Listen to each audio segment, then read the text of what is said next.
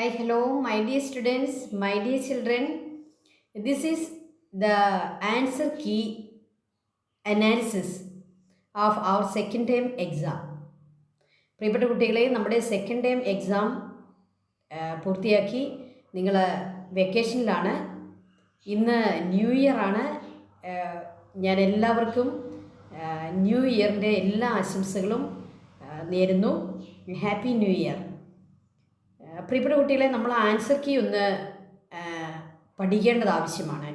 കാരണം നമ്മുടെ ഓരോ ക്വസ്റ്റ്യൻ്റെയും ആൻസറ് കറക്റ്റായിട്ട് നമ്മൾ എങ്ങനെയാണ് നമ്മുടെ ആൻസർ പേപ്പറിൽ എഴുതേണ്ടത്, അതിൻ്റെ മെത്തേഡ് എന്താണ്, നമ്മൾ എന്തൊക്കെ അതിൽ തീർച്ചയായിട്ടും എഴുതിയിരിക്കണം. പലപ്പോഴും നിങ്ങൾ 8ാം ക്ലാസ് ആയ കുട്ടികൾ ആയതുകൊണ്ട് തന്നെ നിങ്ങൾക്ക് ആൻസർ ഏത് രീതിയിൽ പ്രസൻറ്റ് ചെയ്യണം എന്നതിനെപ്പറ്റി ചില കുട്ടികൾക്കെങ്കിലും ഡൗട്ട് ഉണ്ടാവും. അപ്പോൾ കറക്റ്റായിട്ട് എങ്ങനെയാണ് നമ്മൾ ആൻസർ എഴുതേണ്ടത്, അതിൻ്റെ കറക്റ്റ് രീതി എന്താണ്? നമുക്കറിയാം, നമുക്ക് 10ാം ക്ലാസ്സിൽ നിങ്ങൾക്ക് പബ്ലിക് എക്സാം ഫേസ് ചെയ്യേണ്ട കുട്ടികളാണ്. അപ്പോൾ 10ാം ക്ലാസ്സിൽ പബ്ലിക് എക്സാമിൻ്റെ ആൻസർ പേപ്പർ നോക്കുന്നത് മറ്റൊരു ഡിസ്ട്രിക്റ്റിലെ ടീച്ചർമാരായിരിക്കും, നമ്മളെ പരിചയമുള്ളവരായിരിക്കത്തില്ല. അപ്പോൾ അതുകൊണ്ട് തന്നെ നമ്മൾ കറക്റ്റായിട്ട് നമ്മുടെ ആൻസർ പേപ്പറിൽ ആൻസേഴ്സ് പ്രസൻറ്റ് ചെയ്യുമ്പോഴാണ് നമുക്ക് നല്ല മാർക്ക് മേടിച്ച്, നല്ല സ്കോർ മേടിച്ച്, നല്ല ഗ്രേഡോടുകൂടി പാസ്സാകാൻ സാധിക്കുക. പലപ്പോഴും നമുക്കറിയാവുന്ന ചില കാര്യങ്ങൾ നമ്മൾ അത് ആവശ്യമില്ല എന്ന് വിചാരിച്ച് എഴുതാതെ നമ്മൾ പോകാറുണ്ട്. അപ്പം ഇതൊക്കെ നമ്മുടെ സ്കോറിനെ ബാധിക്കും, നമ്മുടെ ഗ്രേഡിനെ ബാധിക്കും. അതുകൊണ്ട് നമുക്ക് കറക്റ്റായിട്ട് നമ്മുടെ ആൻസേഴ്സ് എന്താണ്, അതെങ്ങനെയാണ് പ്രസൻറ്റ് ചെയ്യേണ്ടതെന്ന് നമുക്ക് മനസ്സിലാക്കാം. ഓക്കെ, അതാണ് നമ്മൾ ഈ ഒരു വീഡിയോ കൊണ്ട് ഉദ്ദേശിക്കുന്നത്. ഓക്കെ, അപ്പോൾ നമ്മൾ ആദ്യമായിട്ട് നമ്മുടെ ആൻസർ ഷീറ്റിൻ്റെ ഏറ്റവും ടോപ്പിൽ റൈറ്റ് സൈഡിൽ നമ്മുടെ ഫുൾ നെയിമാണ് എഴുതേണ്ടത്. നിങ്ങളെപ്പോഴും ഓർക്കുക, നമ്മുടെ ഫുൾ നെയിം അല്ല, നമ്മൾക്കൊരു രജിസ്റ്റർ നമ്പർ ഉണ്ടെങ്കിൽ ആ നമ്പർ എല്ലാവർക്കും, ആർക്ക് നോക്കിയാലും വായിക്കത്തക്ക രീതിയിൽ, എല്ലാവർക്കും വായിക്കത്തക്ക രീതിയിൽ കറക്റ്റായിട്ട് അത് എഴുതണം. നമ്മുടെ പേരാണെങ്കിലോ നമ്മുടെ പേരിൻ്റെ ഏതെങ്കിലും ഒരു ഭാഗം, അല്ലെ first name, middle name, last name, അല്ലെ ഫസ്റ്റ് നെയിം, ലാസ്റ്റ് നെയിം, എന്താണോ നമ്മുടെ ഒഫീഷ്യൽ പേര്, നമ്മുടെ അറ്റൻഡൻസ് രജിസ്റ്ററിൽ, നമ്മുടെ അഡ്മിഷൻ രജിസ്റ്ററിൽ നമ്മുടെ പേരെന്താണോ ആ പേര് കംപ്ലീറ്റ് ആയിട്ടും പൂർണ്ണമായിട്ടും നമ്മൾ നമ്മുടെ ആൻസർ ഷീറ്റിൻ്റെ ഏറ്റവും ടോപ്പിൽ റൈറ്റ് സൈഡിൽ എഴുതാനായിട്ട് പ്രത്യേകം ശ്രദ്ധിക്കുക. പല കുട്ടികളും അവരുടെ പേരിൻ്റെ ഒരു ഭാഗം മാത്രമായിരിക്കും അവരുടെ ആൻസർ ഷീറ്റിൽ എഴുതുക. അത് ശരിയല്ല. നമ്മൾ ഫുൾ നെയിം എഴുതുക. അതുപോലെ തന്നെ നമ്മുടെ ആ പരീക്ഷയുടെ പേര്, സബ്ജക്റ്റ്, അങ്ങനെയുള്ള ചില അടിസ്ഥാന വിവരങ്ങൾ കൂടി നമ്മുടെ ആൻസർ ഷീറ്റിൽ എഴുതാനായിട്ട് പ്രത്യേകം ശ്രദ്ധിക്കുക. ഓക്കെ, നമുക്ക് നമ്മുടെ ഈ സെക്കൻഡ് ടൈം ആൻസേഴ്സ് എന്തൊക്കെയാണെന്ന് നമുക്കൊന്ന് നോക്കാം. ഒന്നാമത്തെ answer, correct pairs related to the revolt of 1857. 1857 നടന്ന നമ്മുടെ റിവോൾട്ട്, അല്ലേ, ഷിപ്പോയ് റിവോൾട്ട് എന്നറിയപ്പെടുന്ന ഇന്ത്യയുടെ ഏറ്റവും ആദ്യത്തെ ഒരു നമ്മുടെ ഫ്രീഡം സ്ട്രഗിൾ എന്ന് പറയാവുന്ന ആ റിവോൾട്ട് ഓഫ് 1857 കറക്റ്റായിട്ടുള്ള കാര്യങ്ങൾ വന്നിരുന്നത് ഡി ആണ് കറക്റ്റ്. അവിടെ എയും ബിയും ഡിയും കറക്റ്റായിരുന്നു. ഓക്കെ, അപ്പോൾ നമ്മൾ എങ്ങനെയാണ് ആൻസർ എഴുതേണ്ടത്? ഡി, എ, ബി, ഡി, അങ്ങനെ തന്നെ എഴുതുക. ഇത് ക്വസ്റ്റ്യൻ പേപ്പറിലുണ്ട്, നമ്മൾ അതുപോലെ തന്നെ അങ്ങോട്ട് എഴുതാനായിട്ട് ശ്രദ്ധിക്കുക. രണ്ടാമത്തെ question, identify the iron and steel company which mark the beginning of modern iron and steel industry in India. Tata iron and steel company, C ആണ് കറക്റ്റ്.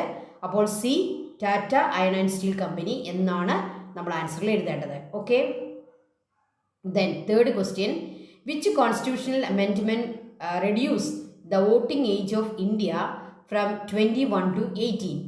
21 നിന്നും 18 നമ്മുടെ വോട്ടിംഗ് ഏജ് റെഡ്യൂസ് ചെയ്ത കോൺസ്റ്റിറ്റ്യൂഷണൽ അമെൻഡ്മെൻറ്റ് ഏതാണ്? ബി ആണ് correct answer, 61st constitutional amendment. Okay, arrange the items in column B appropriate to column A. രണ്ട് കോളങ്ങൾ തമ്മിൽ നമ്മൾ കറക്റ്റായിട്ട് അതിനെ എന്താണ് അറേഞ്ച് ചെയ്യാനായിരുന്നു ക്വസ്റ്റ്യൻ. അവിടെ സി ആണ് correct answer. A 2, B 4, C 2, D 1. Okay, അതാണ് കറക്റ്റായിട്ട് പെയറായിട്ട് വരുന്നത്. ക്വസ്റ്റ്യൻ പേപ്പർ നിങ്ങൾ എടുത്ത് വെക്കുക. ക്വസ്റ്റ്യൻ പേപ്പറിൽ ഇത് ആ ക്വസ്റ്റ്യൻ നിങ്ങൾ നോക്കുക. ഓക്കെ, അടുത്തതായിട്ട് answer the questions from 5 to 7 in 2 or more sentences each carry 2 score. അപ്പോൾ 2 സ്കോറാണ് ഇവിടെ നമുക്ക് സ്കോർ കൊടുക്കുന്നത്. ഇത് ആഡ് ചെയ്താൽ പോകുന്നത് കേട്ടോ. ഒരെണ്ണത്തിന് 1 സ്കോറാണുള്ളത്. 1ഉം 2ഉം ശരിയാവുമ്പോഴാണ് 2 സ്കോർ ഇവിടെ വരുന്നത്. 3 എണ്ണം ശരിയാവുമ്പോഴാണ് 3 സ്കോറ്. 4 എണ്ണം ശരിയാവുമ്പോഴാണ് 4 സ്കോറ്. അല്ലാതെ 4ാമത്തെ ക്വസ്റ്റ്യന് 4 സ്കോർ കിട്ടുമെന്നല്ല ഈ സ്കോറിംഗ് രീതി. ഇത് ആഡ് ചെയ്താണ് പോവുക കേട്ടോ. Mention the important provisions of the Minto Morley reforms of 1909. 1909 Minto Morley റീഫോംസിനെ പറ്റി, അതിൻ്റെ ഇമ്പോർട്ടൻറ്റ് പ്രൊവിഷൻസിനെ പറ്റി ഒരു ക്വസ്റ്റ്യൻ ആയിരുന്നു. 5A. അതിന് B പാർട്ടുണ്ട്. ആ ക്വസ്റ്റ്യന് B ഉണ്ട്.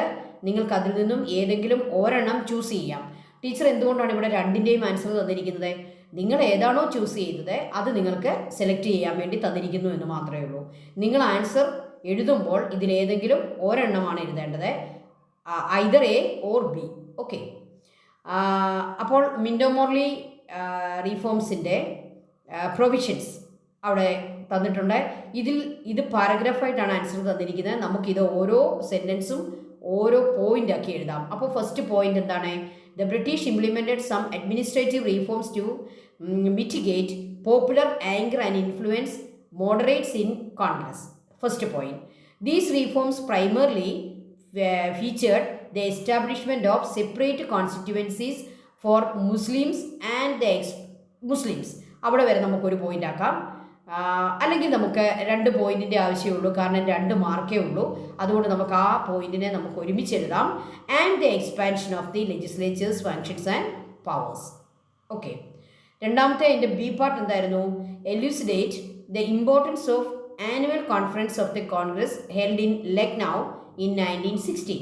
ലക്നൗ കോൺഫറൻസിൻ്റെ അതിൻ്റെ എന്തെല്ലാം ഇമ്പോർട്ടൻസ് ആണ് അതിനുള്ളത്? In 1916, Lucknow Conference was a pivotal event where the moderates and extremists of the Indian National Congress reconciled. Okay. Second point, the Congress and the All India Muslim League agreed to collaborate, marking a rare instance of unity in the Indian national movement. അപ്പോൾ അവർ ഒരുമിച്ച് collaborate ചെയ്യാൻ തീരുമാനമെടുത്തു. അതൊരു പോയിൻ്റാണ്. മോഡറേറ്റുകളും എക്സ്ട്രീമിസ്റ്റുകളും കൂടി ഒരു അഗ്രിമെൻറ്റിൽ വന്നു, ഒരു അണ്ടർസ്റ്റാൻഡിങ്ങിൽ വന്നു. ഈ 2 കാര്യങ്ങളാണ് ലക്നൗ കോൺഗ്രസിൽ സംഭവിച്ചത്. ഓക്കെ, അപ്പോൾ ഇതിലേതെങ്കിലും ഒരെണ്ണം എഴുതുക.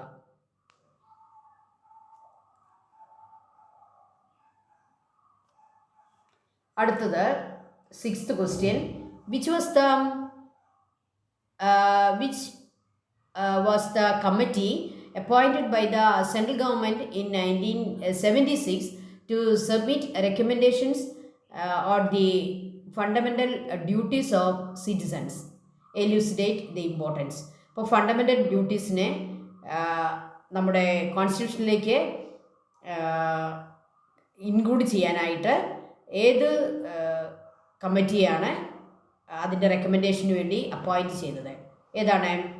The Sardar Swarna Singh Committee was appointed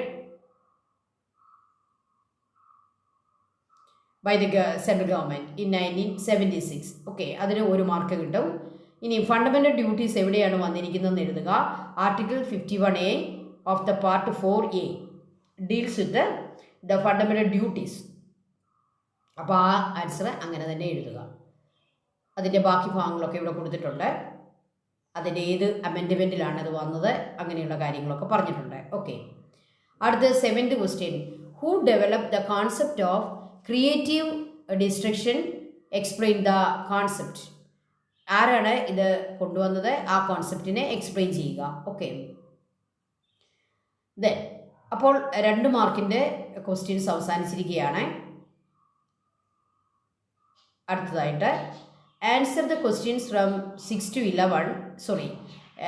11 for in 3 or more sentences carries 3 score.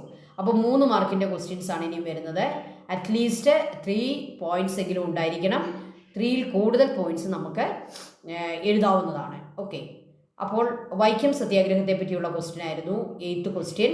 അതിനെപ്പറ്റിയുള്ള full details നിങ്ങൾ എഴുതുക. അതിൻ്റെ ലീഡേഴ്സ് ആരുണ്ടായിരുന്നു, ആരൊക്കെയായിരുന്നു, വൈക്കം സത്യാഗ്രഹത്തിൻ്റെ ഡിമാൻഡ് എന്തായിരുന്നു, ആരൊക്കെയാണ് ലീഡേഴ്സ്, എന്നാണ് അത് നടന്നത്, അങ്ങനെയുള്ള ആ സത്യാഗ്രഹത്തിൻ്റെ റിസൾട്ട് എന്തായിരുന്നു.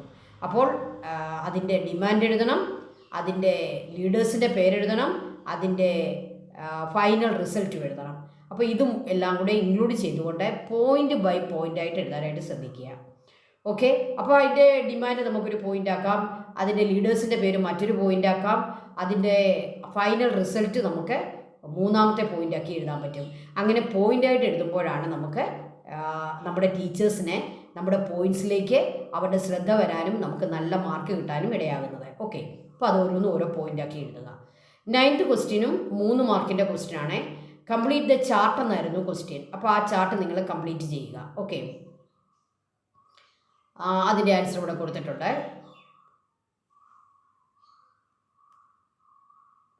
അടുത്തത്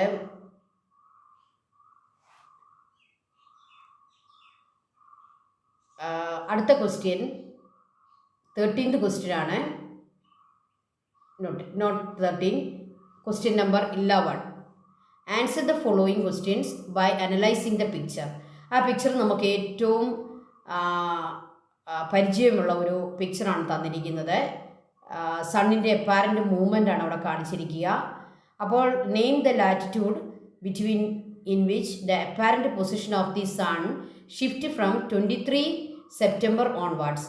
23 സെപ്റ്റംബർ ഓൺവാർഡ്സ് തൊട്ട് സണ്ണിൻ്റെ അപ്പാരൻ്റ് മൂവ്മെൻറ്റ് ഏത് ലാറ്റിറ്റ്യൂഡുകൾക്കിടയിലാണ്. അപ്പോൾ നമ്മുടെ ട്രോപ്പിക് ഓഫ് കേപ്രിക്കോണിലേക്ക് നമ്മുടെ സൺ പോകുന്ന ആ കറക്റ്റ് ഡേറ്റാണ് സെപ്റ്റംബർ 23 അല്ലേ. ട്രോപ്പിക് ഓഫ് കേപ്രിക്കോണിലേക്ക് പോവുകയാണ്. സൗത്തേൺ ഹെമിസ്ഫിയറിലേക്ക് സണ്ണിൻ്റെ അപ്പാരൻ്റ് മൂവ്മെൻറ്റ് പോകുന്നതാണെന്ന് നമ്മൾ പഠിച്ചിട്ടുണ്ട്. അപ്പോൾ അതാണ് ആൻസറായിട്ട് എഴുതേണ്ടത്. 22 ഡിസംബർ വിൻ്റർ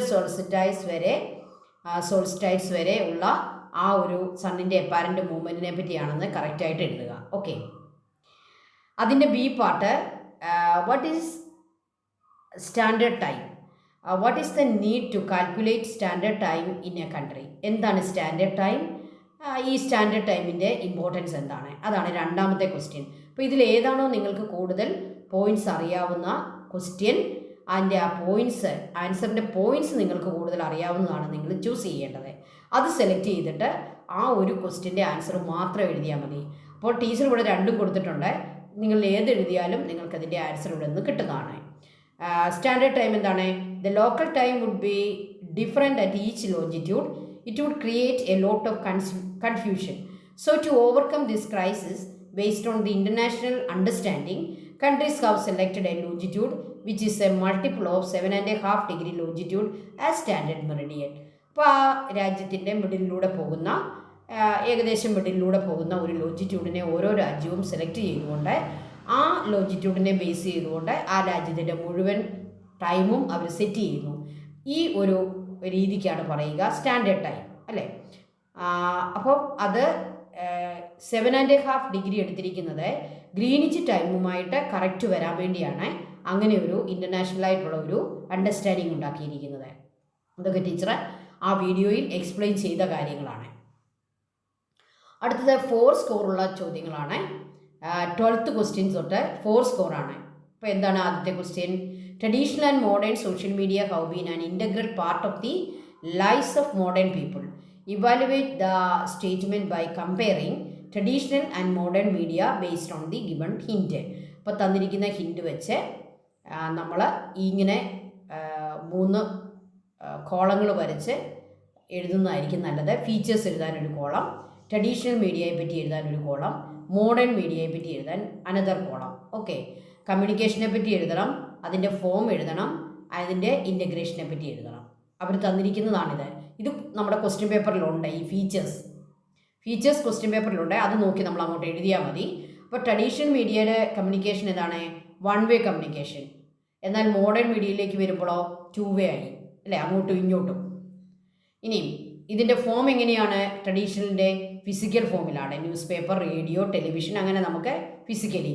മറ്റേതോ മോഡേൺ മീഡിയ ആണെങ്കിലോ ഡിജിറ്റലിലാണ്. ഡിജിറ്റൽ ഇൻ്റർനെറ്റൊക്കെയാണ് അവിടെ ഉപയോഗിക്കപ്പെടുക, ഡിജിറ്റലാണ്. ഇനി ഇൻ്റഗ്രേഷൻ എങ്ങനെയാണ്? മിനിമൽ ഇൻ്റഗ്രേഷനാണ് ട്രഡീഷണൽ മീഡിയയ്ക്ക്. മറ്റേതോ നമ്മുടെ മോഡേൺ മീഡിയ വരുമ്പോൾ vastly superior and more complex integration. അപ്പോൾ അതിൻ്റെ ഇൻ്റഗ്രേഷൻ കൂടുതൽ കോംപ്ലക്സ് ആണ്, അതിന് കൂടുതൽ കേപ്പബിലിറ്റീസ് ഉണ്ടെന്ന് എഴുതുക. ഇനി 13th ക്വസ്റ്റ്യൻ 4 സ്കോർ ക്വസ്റ്റ്യൻ ആണ്. As A nation India is different from the nation States of Europe. എല്യൂസിഡേറ്റ്. ഒരു നേഷൻ എന്ന നിലയിൽ നമ്മുടെ ഇന്ത്യ നേഷൻ സ്റ്റേറ്റ്സ് ഓഫ് യൂറോപ്പിൽ നിന്നും തികച്ചും വ്യത്യസ്തമാണ്. എന്തൊക്കെയാണ് ആ വ്യത്യസ്തത? അതാണ്. യൂറോപ്യൻ നേഷൻസിൽ നമുക്കറിയാം 1 കൾച്ചർ 1 ലാംഗ്വേജ് അങ്ങനെയുള്ള രീതിയാണ്. നമ്മളോ ഡൈവേഴ്സാണ് അല്ലേ? അപ്പോൾ ഒന്നാമത്തെ പറഞ്ഞിരിക്കുന്നുണ്ടോ?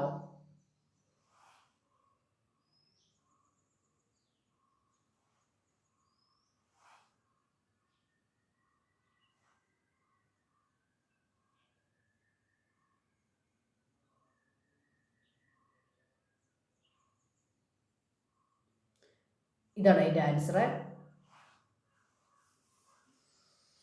Features of parliamentary system, features of presidential system.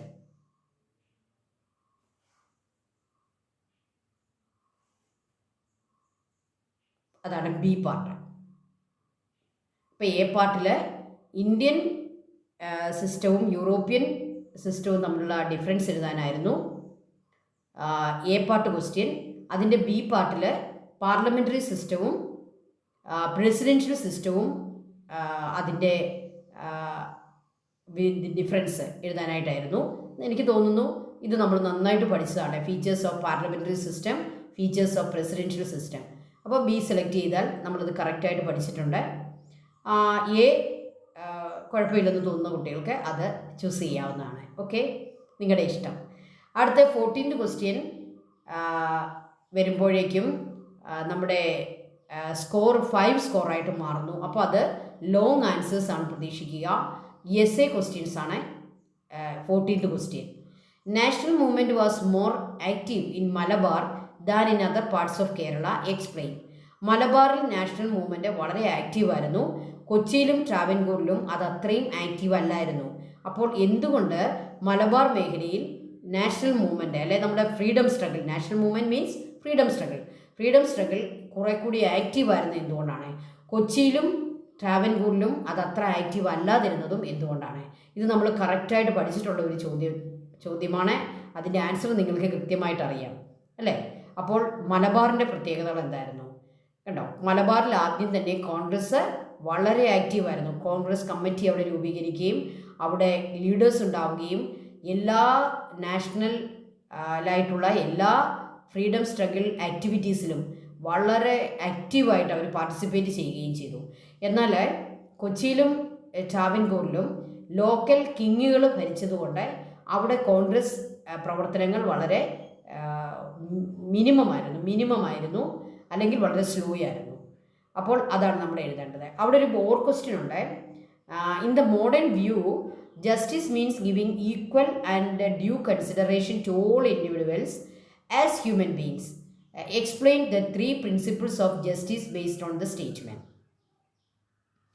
ജസ്റ്റിസിൻ്റെ 3 basic principles explain ചെയ്യാനാണ് ബി പാർട്ട്. അത് നമുക്ക്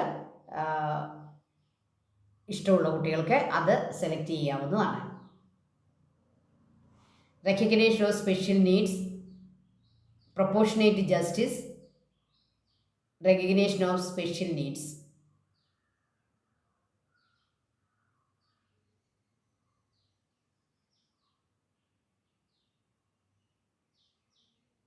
Okay, then 15th question. Even and through the industries contribute to economic growth in India, it also led to many social environmental problems. Based on the given hints, critically evaluate the statement. എന്താണ് ആ question? നമുക്ക് ഇൻഡസ്ട്രീസും മറ്റും വലിയ economic growth കൊണ്ടുവരുന്നുണ്ട്, പക്ഷേ അത് social environmental പ്രോബ്ലംസും create ചെയ്യുന്നുണ്ട്. അപ്പോൾ തന്നിരിക്കുന്ന ഹിൻഡ് നമുക്ക് തന്നിട്ടുണ്ട്, അത് നമുക്ക് വളരെ ഈസിയാണ്. ആ ഹിൻഡ് വെച്ച് നമ്മൾ എന്ത് ചെയ്യണം, ഈ ഒരു സെൻറ്റൻസിനെ നമ്മളൊന്ന് ക്രിട്ടിക്കലി ഇവാലുവേറ്റ് ചെയ്തുകൊണ്ട് ആൻസർ എഴുതണം. Yes, industries also led to many social environmental problems like a various types of pollution, resource depletion, regional inequality, migration, urbanisation. അപ്പോൾ അതിനെ ഓരോന്നിനെയും ഓരോ സബ് ടൈറ്റിൽ കൊടുത്തുകൊണ്ട് ഓരോന്നിനെയും നമ്മൾ എക്സ്പ്ലെയിൻ ചെയ്യുക. Resource depletion, regional inequality,